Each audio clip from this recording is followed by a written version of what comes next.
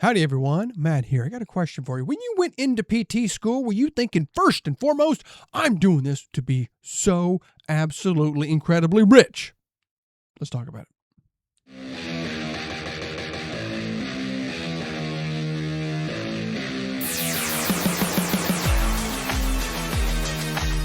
All right, everyone. First and foremost, let me introduce myself. My name is Matt. I am Matt the PT, coming at you with another video, another topic of something from the physical therapy world. And this one is something that if you spend any time online, you will hear in some form, shape, whatever, is that I remember a day in PT school or OT or whatever, where the professor said, don't do this if you want to be rich.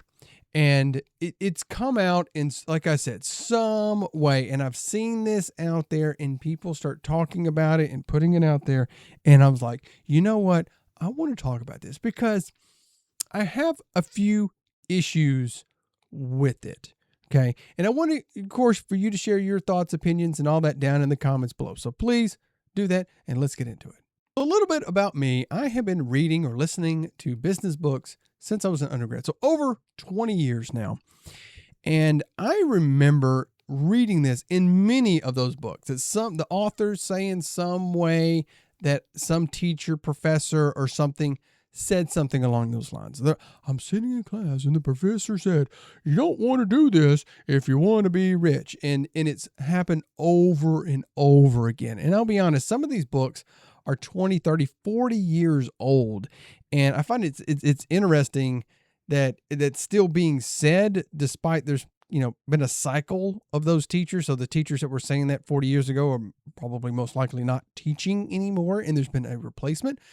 But it's still being said, it's still just being recycled. And that's a funny thing. If you read old business books, you will see the same things that are being said now were said way back then. And I swear we're going to get to a point of somebody saying, like, I remember my preschool teacher while we were coloring said that you don't want to do this if you want to be, there's going to get some weird point on that. But I'm just going to say this right up front, just right up front.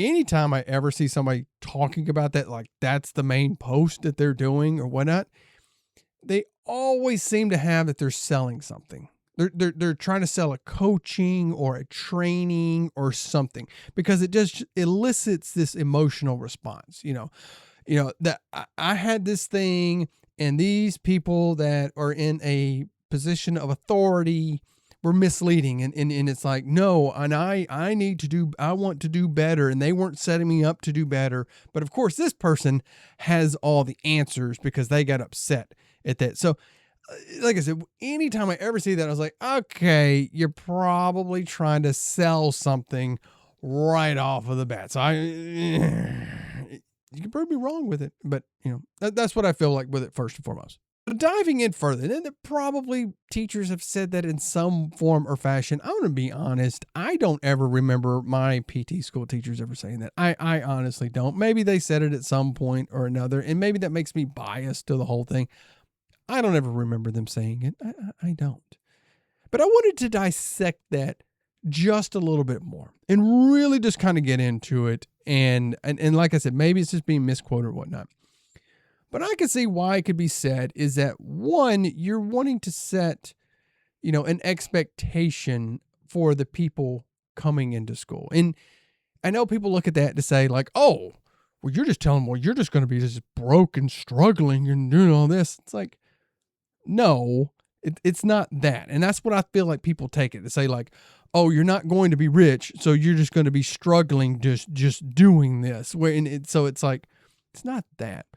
But I really believe it's to set the mindset of a person right off of the bat to understand that you want to go in and do this. So we'll talk about rehab. So physical therapy, occupational speech, that not having money as your biggest motivator. Now, I'm going to say, money is important. Money is super important.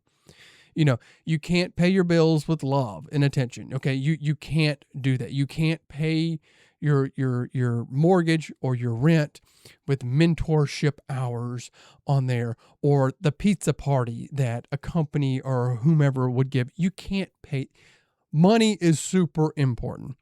It drives a lot of things. So I'm not discrediting income, money, any of that. And as honestly as people have said over the years, they said, money isn't everything, but sometimes a check can solve a whole lot of problems. And I would understand that there are so many problems that people have that if someone said, hey, I could write you a check for whatever amount, it would probably solve a lot of people's issues. So I am not discrediting that whatsoever. It reminds me back of when I was younger, trying to make it in a band. We all had those fantasies and those dreams. And you play in a show and the venue would be like, well, we can't pay you, but think of the exposure. And it's like, how can I pay bills with exposure? So if you're talking to anybody in a band, they'll bring that. But I'm going to say money is important. But to really think if somebody is just setting money as the main driver and goal of everything that they do. And, we look at businesses in a negative way when they put the profits and the money first. So think about, when business is like, okay, we're just going to think about the income or profit. That's what we're going to focus on more. And how often do we look negative at those companies and those companies don't make decisions that are very good for their employees or the public, the people that they serve? Restaurants that may do that, hey, all of a sudden the food portions are getting smaller. I'm not getting as much for my money. The quality is dropping. You're raising the prices, but you're dropping the qualities. They're making employees do all of this stuff so that they make more money. So they're just looking at the money first rather than the goal of operating.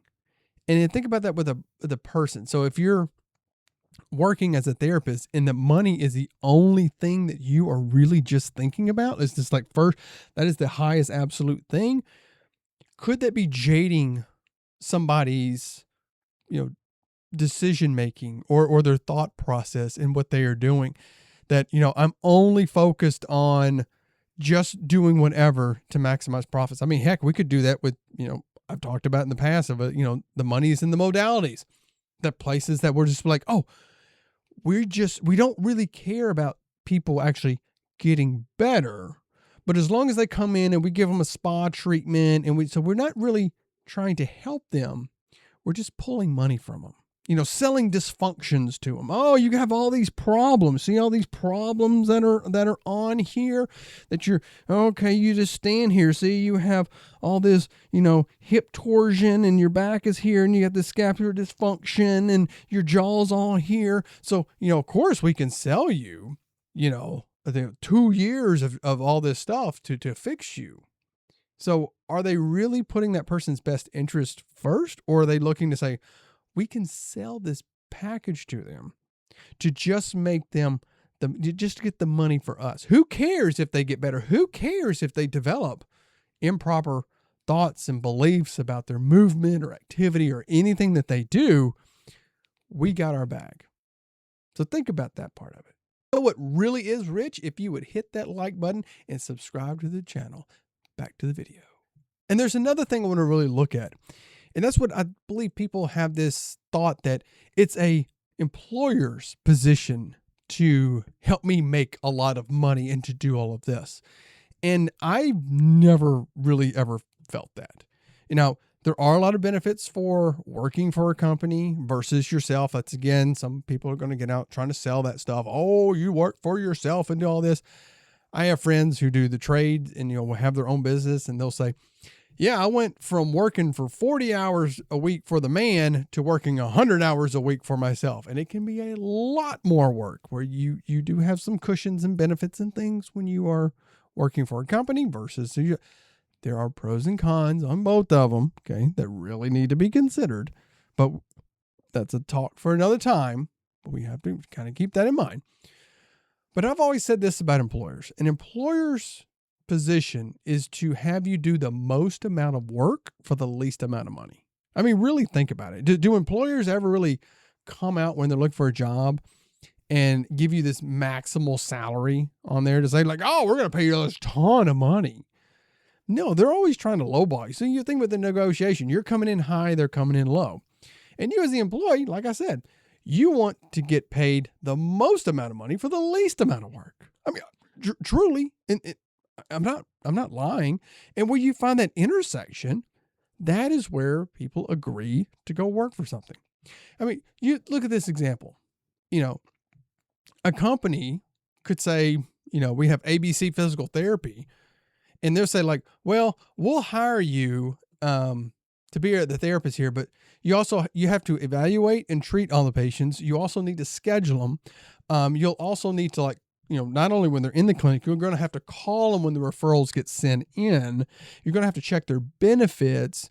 You're also going to have to do the billing as well. And do all the you're going to have to do all of that. And we'll only pay you $50,000 a year. So think of that. Would you want to take that job? Again, you're probably doing the work of 3-4 people there. And how many times have you talked with a patient and they talk about like they do the job of 2, 3, 4 people? Think about that.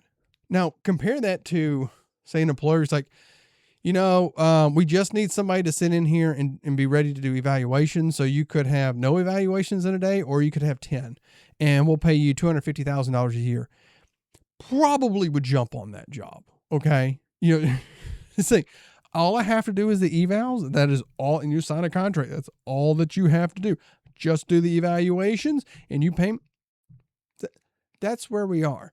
And I believe that we really have to keep that in mind, is that the employer is there to pay you the least amount of money, and you want to get the most amount of money. And so that we don't need to just say, hey, let's just wait for the employer. They're going to pay us all of this money, that we have to do all of this. But I'm going to say, I totally agree. Employers should be fair in their pay. You should be compensating people fairly. You should be paying them well, that you don't have to work 2-3 jobs and struggling and living paycheck to paycheck. I'm all about that. Okay. I am 100% on that employers should be paying well and taking care of their employees. Kind of goes back to what I was saying earlier when we get into these things that talking about money, because labor is typically the largest cost for a company. So they're going to try to keep that cost down. So there's a lot of moving parts to all of it. I understand there's so much that goes into wages and pay and income and doing all that. But I kind of want to point out this part too. When, again, going back to that original comment of, don't do this if you want to be rich. Okay. And people do it to me, talk about, money and income and all that. But here's the thing. Define rich. Okay. Okay. I mean, you probably find 10 people and get 10 different definitions. And if somebody says like, well, it's to make a lot of money. Well, what is a lot of money? Okay. That can depend where you live. If you live in a very high cost of living area, yeah, you're going to need more versus a low cost of living area. A lot of, what's low here is high there. That kind of generalization with it, like that's an issue I have with it as well. It's like, okay, define that. Okay. It's different for everybody. I mean, it could be that, yeah, getting your bills paid. It could be that you're living in a big house or a small house, or you have a nice car or just a reliable car. It could mean that, well, I get to go on vacations, once or twice a year. That I get to do this or I get to do that. It can mean so much. Okay. And then I'm talking about in the details. Of course, everyone can throw out the generalizations where it's like, well, a lot of money. Again, define that. That turns into the, whenever the MLM people start hitting me up on the stuff, when they be like, well, you can do all this. I'm like, define all of that. And they can't do it. But you'll also find the people that are selling you stuff, they want you to define those things. So that's an interesting thing. We want to talk in generalizations, but people don't like to get into the actual specifics of it. But really think about that. Like, what is rich in it? Is it that, are you rich when you're like, well, I have the family around me, I get to take care of people, I get to do it, and I get to make a benefit in it? Or is it all the income? It's like, oh, I get to have all this money, have all this financial freedom. It could just mean so much. And I think that gets lost in all of it. Anyway, I have rambled about this enough, I do believe, but I want to hear your thoughts, opinions, beliefs. Share that down in the comments. Were you ever explicitly told that? Do you feel like maybe it is a bit of a grift or a scam that people are using to say that thing, just try to get you into some kind of coaching or training or just something like that? Anyway, let me know down in the comments below. Of course, if you like the video, hit that thumbs up button and subscribe to the channel. It doesn't cost you a copay or anything like that. And until next time, take care of yourself. Take care of your patients. I'll see you then.